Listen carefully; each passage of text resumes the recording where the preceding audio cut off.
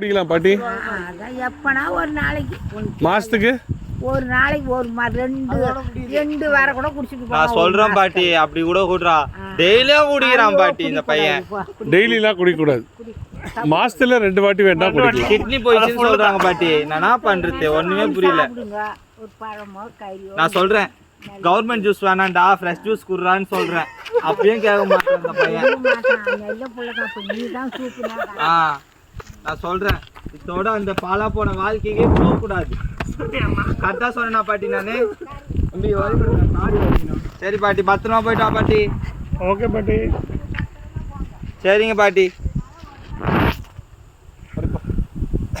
கைனி பட்டா எடுத்துன்னு வந்து